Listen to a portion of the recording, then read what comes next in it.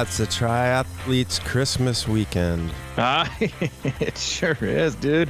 Later. Christmas come late this year. It's October 25th, the year 2024. Welcome aboard, everybody. You listen to the Crushing Iron podcast, and this is episode 808. 808. Yeah, and I was drumming a little bit to the open there, and I don't know if you know this, but little known fact, the 808 is the drum machine that basically built the rap industry. I did not know that. The 808, that's the drum sampling technology that captured loops and sequencing and all that, and that's where all those beats come from. The Roland 808. The Roland 808. Listen, learn something every day.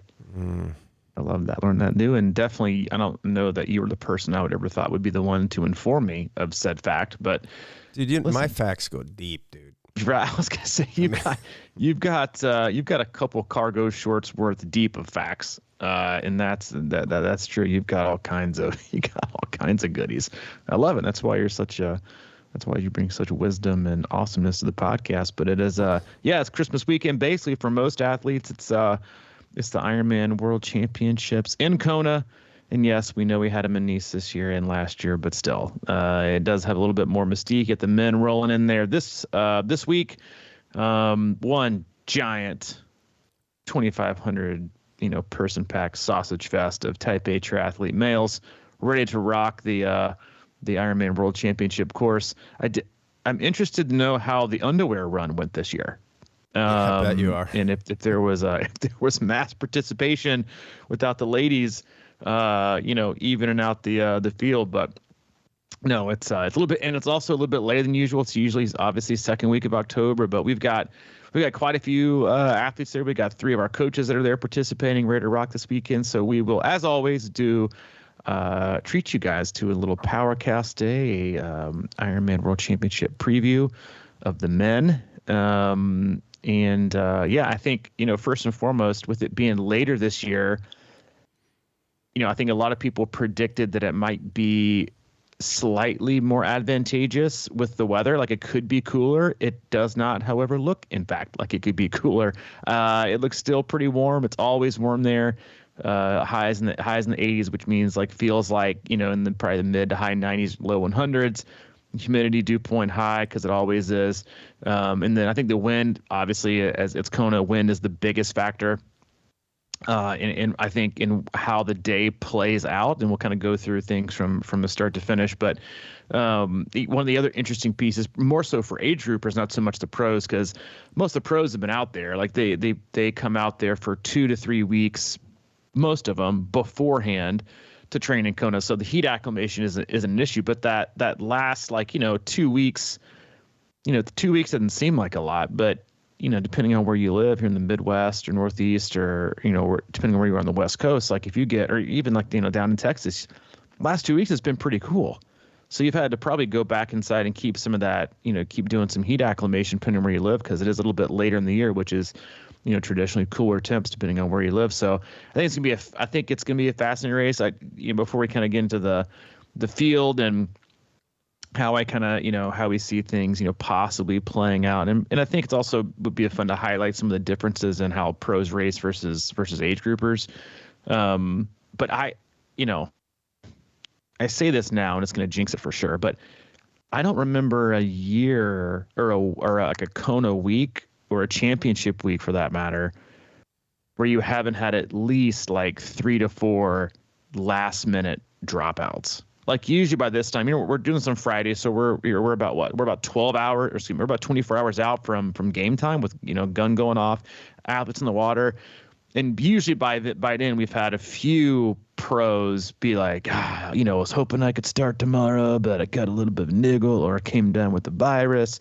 And you get 2 of the top 6 or 7 people backing out. Take the women's race in Nice. You had Lisa Charles Barkley out. You didn't have Reef. You had another, if someone else that dropped out. Haag was out. That wasn't pre-race, but there's always a dropout. I haven't seen that. And hopefully this isn't going to jinx it where you have 3 people, bail out today. So it's a. I'm not ready to call it the deepest field ever, because I don't think that it is, and that's said every single year. But it is heavy on the top 5. So I think it's going to be a really interesting race to watch. And I think it's going to come down to about 3 or 4. But yeah, it's going to be a great race to watch. And again, always a fun time for athletes around the globe to tune in, watch KONA, and picture themselves, running down that finish line and getting geared up. And as a coach, prepare yourself for Monday, because you're going to have you're going to open up Training Peaks on Monday and you're going to see 94 events put in over the weekend from people watching the race, getting motivated, who may or may not haven't worked out in the last month, but they're signing up for Ironman races that want to qualify next year, and all of a sudden their juices are flowing. So this is like an espresso shot for an age grouper. That's funny. I think it's interesting too, because there's technically 2 defending champions. Sam Laidlaw and Gustav Eden, the last 2 winners. Yeah. I hadn't even thought about that. It is interesting how that so this is, this reminds me of, it's like, okay, we're looking for those storylines. I watched that Mr. McMahon, the All-Star Wrestling thing, and last night I'm into this now. I got to watch the Nature Boy with Ric Flair. Oh yeah, Ric Flair. I mean, this shit is crazy, man. That the stuff that goes on, and it's just it's fascinating how they do that. And it's the reality blends with fiction in that sport. It's just wild. Like that's the kind of the undertow of all of it, is that all these athletes, or these wrestlers, definitely athletes, they create this persona, and then they kind of get lost in it, and they don't know if they're really Ric Flair or Ric Flewer or whatever his name was. And Hulk said, they all say it. It's sort of like you just become that person, kind of. And I don't know how this lines up, but it just reminded me of, it's like you've got this Triathlon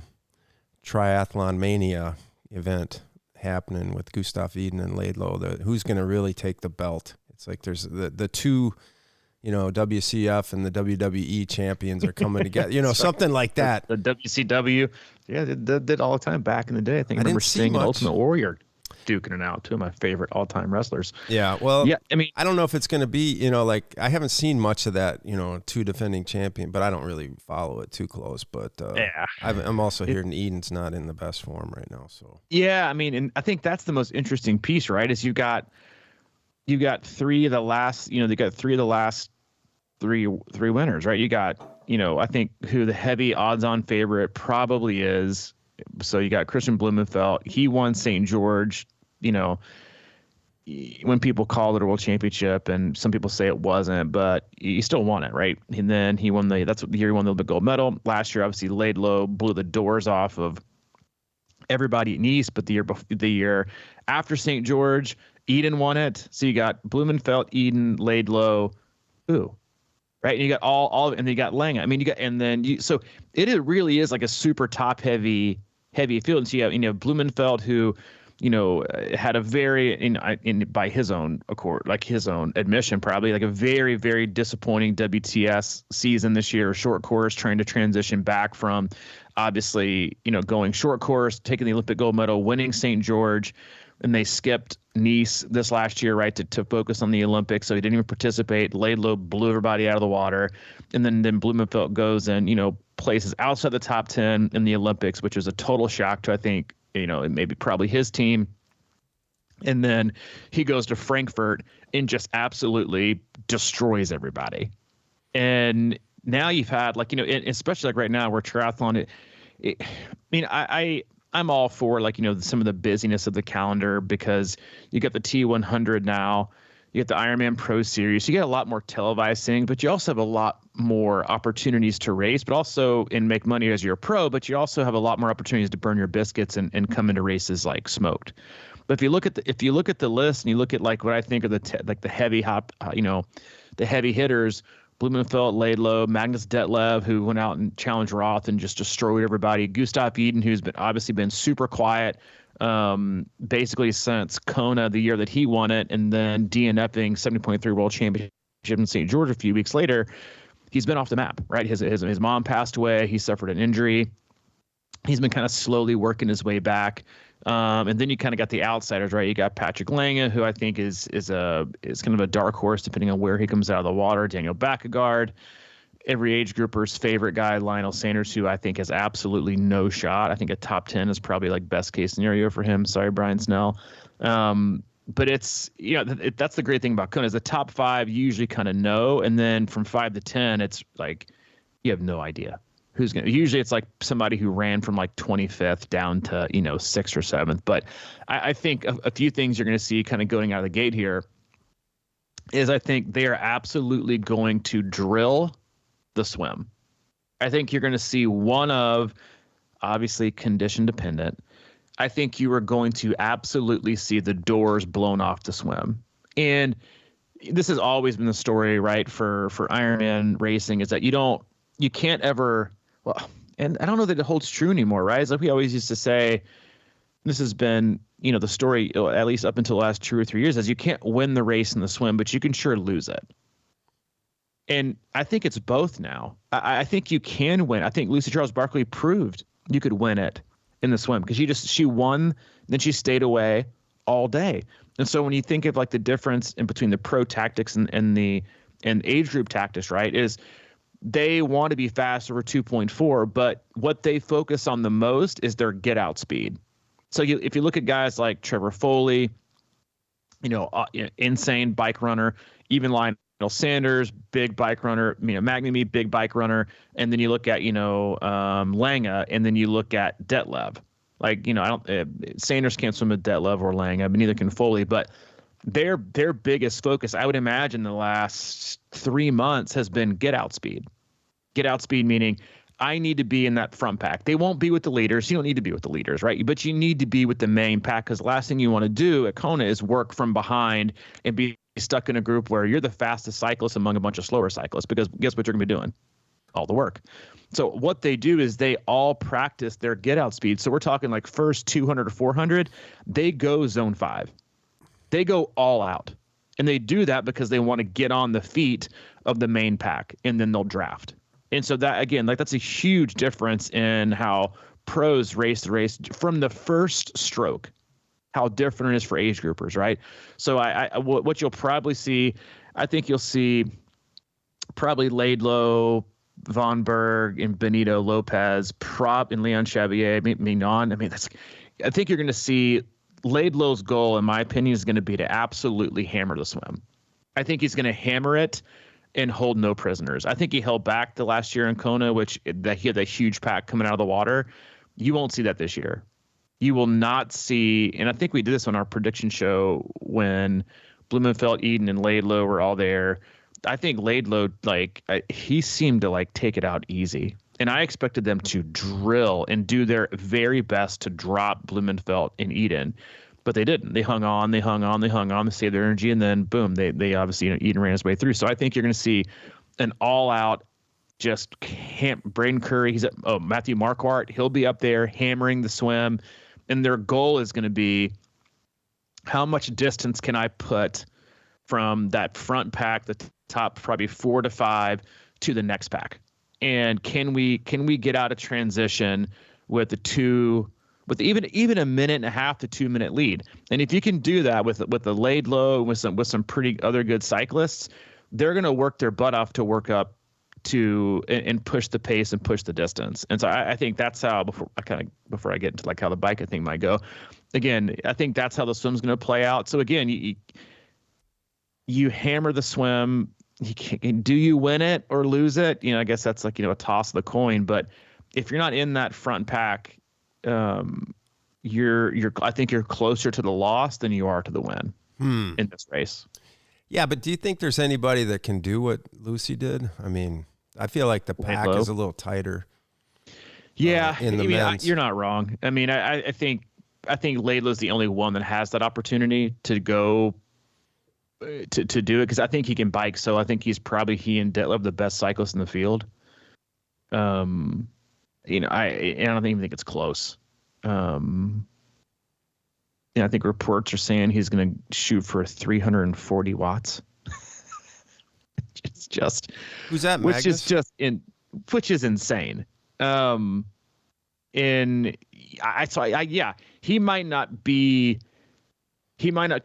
come out of the water solo at number 1, but I think he's in the top 5, and he will move to the front of that group, because if you're going for the win, which he seems to always want to go for, he will not let that front group be disorganized and him fall to the back and let them kind of decide on the pace making. Because while they're doing that, while they're not being organized and he's maybe waiting for the people to make the decisions, you've got the likes of maybe Lange and Detlef coming up behind Blumenfeld, who are going to form up. Then they're just going to slot in and sit in all day. And then they're going to make you go off the front. So like Laidlaw did 2 years ago, and people thought he wouldn't be able to hold on for the run. Then Blumenfeld came in third, and Eden was the only one that was able to run him down. So yeah, I mean, yeah, they can't do it like Lucy did it. They don't have that. But I think if anybody does, it's Laidlaw. And I think again, you're going to see a hammered swim, and then you're going to see a lot. And again, in the difference also in the pro race and the age group race is they do the same thing on the bike. They don't like hop in. They don't come out of T1 and KONA and settle into their low zone, high zone 2. Fucking hammer it. Like their goal is to get away, get organized, work as a group to stay as far up the road and distance themselves, because they know. And I think that's the cool part about this race is that no one's sneaking up on nobody.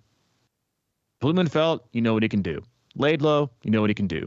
Detlef, he's done it pretty much everywhere else except for KONA. You know what he can do. Eden, a defending champion, right? Lange, he's a champion. I mean, it's loaded. So there is no Trevor Foley, insane cyclist, but he'll probably be him and Lionel and probably Cam Worth, I would imagine. They probably come out of the water 4 to 7 minutes behind. And you just can't make it up. Doesn't matter how good of a cyclist you are. You can't make it up. So that's where you lose it in the swim. But yeah, I mean, so there is no, 2 years ago when, Nice was different last year because it kind of had a little bit of a lackluster feel with no Eden and Blumenfeld. You knew it was Jan's last year, and you knew he probably wasn't in really fit shape. So it was really just between Detlef, Lange, and Laidlaw. But he was no secret because he came out the year before as kind of out of nowhere and shocked everybody. Well, now everybody kind of knows, right? You're going back in the day where because we shouldn't be naive enough to think either that the pros don't talk, right? So you go back to the days where Craig Alexander and Chris McCormick used to race each other. McCormick basically told everybody, we need to distance ourselves from Crowe. We need to hammer the bike and get as much because he's going to run us all down. And that was his ticket, right? Because it was to talk about how we can arrange ourselves to put enough time into Crowe because he's going to outrun all of us. And he pretty much always did, right? Except for the years that McCormick won. And so there is going to be that factor. And then, but I think it's the reverse, which is interesting because Laidlaw is going to be the one saying we need to distance ourselves as much as possible because we know we can't run with Blumenfeld and Eden or Lange or probably even Lopez. But they're going to be like, dude, you won this already. What do you mean? It's what are you going to do? So I think the dynamic between Laidlaw and Detlef is going to be the most fascinating decision making of the day once they get on the bike because, they definitely want, in my opinion, to come off the bike together, or at least through the first, 100K, 120K together. Maybe Laidlaw tries to put some distance into Detlef on the back half of the bike. I don't think they'll be a huge pack. I think they're going to distance themselves, and I think you'll see, Lange and Blumenfeld and someone like this. Not second tier guys, but the guys in the chase pack. But I think Detlef and Laidlaw push the bike to get out of there. Detlef will drop them. He'll catch up to Laidlaw. And I think they ride a lot together till I think close to the end. That I wouldn't be shocked if Laidlaw does what Daniel Reef did was and then at mile 90 just fucking hammers it. Really? Gets down to, on the huge descents. I've heard his chain ring is something insane.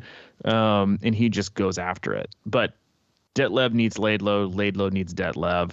To come off the bike with probably 4 to 6 minutes on Blumenfeld in order to take the win. Who knows, man, when it gets to that end of it. But I think that's how the game is played on the bike. And then, of course, the run is everyone's mystery.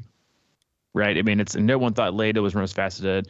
No one's ever seen somebody run as smooth and as cool and as crisp as Eden runs, but he's not in as good shape. Then you look at Blumenfeld.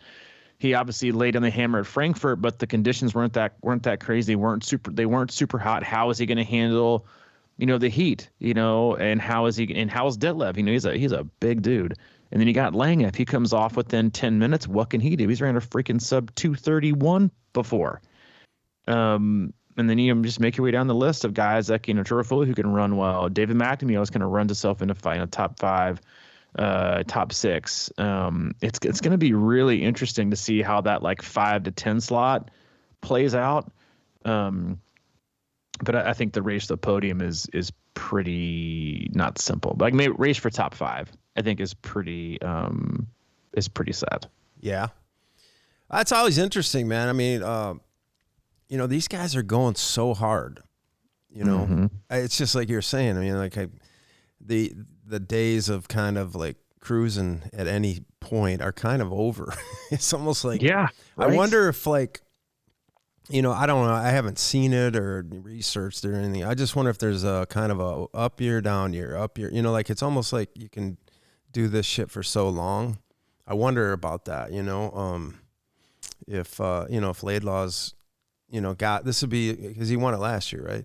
Mm-hmm. So I wonder if he's been, how long can you keep that top form is the question. I mean, a lot of this stuff is going to be, like you said, all these guys are so tight that, who's got the mental, I mean, like when do they break or how do, those are the interesting things to me because obviously, I think, I don't know anybody, but a huge part of this field could come out of nowhere. You never know, I suppose. And that's always interesting to me. But there is obviously these guys at the top are mentally just at a different level or something because especially when you get out to KONA and you've got all that pressure on you and all that kind of stuff. But I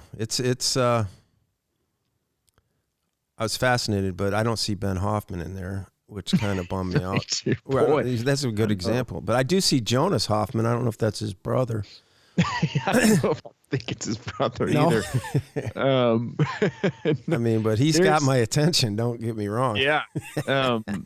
There's always that, and I always kind of look for, and I haven't done enough of the research, look at who's like not raced in the last 3 months, because that honestly would be who I would put more of like a heavy, not for the peak guys that are still healthy, but and that have been on the island before. But you always look for a guy that, hasn't raced a lot. It's been kind of quiet, mm-hmm. To come in and kind of like take everybody by. But most of the time I mean, when you go back and you listen to like the post race analysis from the athletes that have like the day of their life, it almost always starts with the swim. They always come out in a pack ahead of the pack that they usually came in. Chelsea Darrow, she is like a great example. Like the year that she won, she said, like, I've never come out that I knew in the swim I was not going to win, but like I was swimming with people I'm not normally swimming with. And if you think about the energy conservation for people that are that good and at that level, if you make a pack, right? So example, if you're used to making like the second pack and they're swimming 115s and you make it to the front pack ahead and they're doing like 109s. And you make the pack. If you're at the back of the pack, you're putting out the same energy as you are the back of the 115s, but you're gaining 6 seconds 100. But that's not the free ticket. That's not the free meal train. It's the fact that more than likely they also have heavier hitters on the bike. So you get out early with that. You come out a minute and a half ahead maybe from the pack that you're usually in. You get out with the group that's working to put in time. They're putting out watts. You sit in towards the back, slot in when necessary and legal, and save energy, all while moving faster and conserving energy. So like you always see, I mean, like, so if you look at guys like because I would consider this basically a Blumenfeld Laidlaw race. And I think it's even, it goes to show you how much of a legend Gustav Iden is when he's in his prime, that I'd be shocked if he's not top 5. Like from coming back from the injury and like the last 2 years that he's had, like that's the kind of goods the guy's got. And I love his personality. I think I like him way more than like Blumenfeld. Not that I dislike him, but he seems like a chill dude. And I cheer for guys like that. But so you look at, the fringe swim pack guys that may or may not have a chance at that day. And the ones that are going to have any shot at all, period, of making the top 5. You look at guys like Triathlete, Lionel Sanders, Leon Chevalier, Lopez will be there. But look at Eden, Blumenfeld, Ditlev. Like, Blumenfeld has a chance to win, obviously, but like, especially Ditlev and Lange, if they come out, I'll tell you right now, if Lange comes out at the end, at like the back of the front pack, but in the front pack, there's going to be a lot of, like, the main pack, not the first 3 or 4 people, but if you see him in the front pack, there's going to be a lot of very, very, very anxious people, because they all know that he is probably going to run the fastest marathon of the day. And so if they don't work to drop him and make him ride solo, or make him work extra hard just to stay on, then it's going to be a different story at the end of the day. But I think, when it all comes down to it, if I have to pick, and I guess I do, I have to pick my top 3. I'm going to pick actually Laidlow, Ditlev, and then Blumenfeld. I'm putting Blumenfeld 3rd. Go to 5. I think Ditlev's going to have an amazing race. I think he's due on this big of a stage to have a really, really big race. He has been kind of oddly quiet. I am slightly nervous. He burnt all his biscuits in that legendary Roth performance he put out earlier this year. Blumenfeld's a gamer. Laidlow's a gamer. And I'd love nothing more than to see them all, like, running together the last 15K. And then I can feel a scenario where you've got Eden and Lange running the fastest marathons of the day, 3 to 4 minutes back. And at any sign of faltering or overheating or having to walk an aid station, then they're done. They're just going to get swallowed up. After that, I think it's, again, 1 to 5 is, I think, always a pretty good bet, but it's always that 5 to 10 spot where you guys got people who you never heard of, sneaking in, like a Matt Burton. I don't think Ben Canute, he hasn't had a very good year at all. And everybody's favorite fanboy, Lionel Sanders. I think a top 10 for him is the best. Is like best case scenario. Tirofoli, same thing. Just because unless he comes out of the water swimming like, say Matthew Marquardt, American, top 10, I think would be a legendary performance for him. Daniel Backegaard's another one. So yeah, I mean it's top heavy but very deep. And it's kind of like the Sweet 16 in the NCAA tournament. You got the heavy, you got usually a couple 1 seeds and the 2s in there, but you also got some like 7s and 12s and 13 seeds. And so then they could definitely make it to the Elite 8. So I think it's an interesting race to play out. Always fun to watch, not always fun to listen to with commentary, which is, probably like us.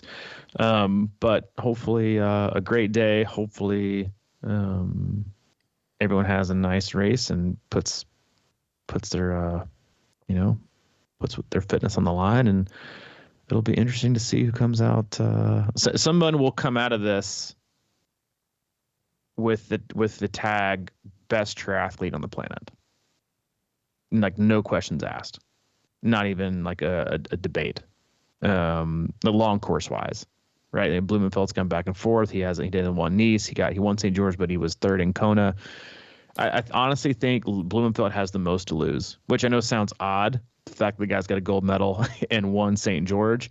He has always said that winning Kona is what he wants to do. Like, ever since the gold, and then he got 3rd. Didn't show up in Nice, and then placed the top 10. I mean, Laidlow's still super young, but he's got a 2nd at Kona and Ironman World Championships at Nice. Like Blumenfeld, he's got 3rd and a 1st. I think he's got the most to lose, which is weird. But that's why he's the favorite. All right. Well, my picks. We've got the same top 3 actually, but I've got Detloff winning, beating Laidlow. Yeah, I'm in on that too. I would love Blumenfeld, same spot. I think he's obviously a lot of people think he's the man to beat, but I just think he's going to have 3rd, and then I've got and you mentioned him, but my sleeper for the podium is Matthew Marquardt. Ooh. And a lot of it you said, but like he did pretty well at Texas, and I feel like that was similar conditions. I just have a feeling about him. Hey, dude, I'd be all in on American on the podium. Then top I got 5. Cam Worth coming in at 5th. Oh, you're picking the Worfster coming in at 5th. Yeah, he's gonna come back, man. Dude, well, if you have him 5th, and I would see Foley and Sanders in the top 10, because he'll probably come out of the water with them, and then they'll need to hammer the bike. But I would love to see Marquardt. I mean, he'll be up there drilling the swim with Laidlow. It just depends on how long he can hang on. And if he chooses to hang on, what's the cost? I can't wait. Yeah. Ooh, I love the deadlift pick, and I love the Marquardt pick. Yeah. I mean, I don't know shit about anything, but those are my guts. That's right. Hey, shoot your shot. I love it. I'm all about it. I mean, that's the thing is like, it's like fantasy football. It's like, anybody can talk about this shit, but exactly right. We're probably the 343rd podcast that's done a KONA prediction or a YouTube or a vlog or a live cast about KONA, but that's what I talk about. And then obviously keep your eyes out for Jonas Hoffman.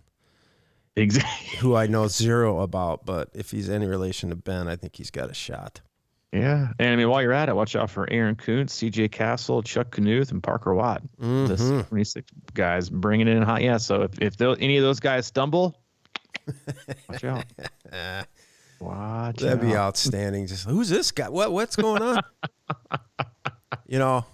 No pressure, Parker, but I heard you're starting in the first age group, swim group. So how many pros are you going to beat out of the water? No pressure. No pressure. And you guys got no pressure. Hope you have a good weekend. Watch a little bit of football. Watch KONA. Come back energized next week. Haven't signed up for about 19 races you had no business signing up for, just like the rest of us. But as always, love you guys. We appreciate you. Go to our website, c26triathlon.com. It is our one-stop shop for all things coaching, camps, and community. If you need anything from Mike, he's available. Mike at c26triathlon.com. If you need anything from me specifically, Robbie at c26triathlon.com. Yeah, man, I got fired up. I signed up for 2 races during this cast. The Shark Fest and... Oh, wait. Are we sure? No. Double comp? We're going to need double comp. I emailed Glenn again, and he said he'd take care of it. Yeah. Please stay away from the Roll Becky Travel Agency. Yeah. And then Crazy Legs Hirsch 5K in Madison. Ooh, you're running a 5K? I'm kidding. Love it. I might. The race recap on that. I gotta wait, real quick. What? Is the last 5K race you've ever done the first one you ever did with East Nasty? It might be. It is, isn't it? It is. No, I think I did like 3 back then. My first one was at the Big Ten basketball tournament on a whim, a week before my first 5K, which was the St. Patrick's Day one. And then I think later that year or something, I did the Tomato Fest, whatever. No, yeah. But yeah, I think that might have been it. So we're going on what, 13? Was that 13 years? Without a 5K in me, yeah. You're due. Yeah. Yeah, we'll see. You are due. We will see. Right. Yeah, well. I don't even walk around in a 5K. That's right. Dude, 5Ks are fucking painful. All right, guys. Have a great weekend, and we'll have a full-on KONA debrief next Tuesday. Okay. All right, everybody. Man. See you later. Bye.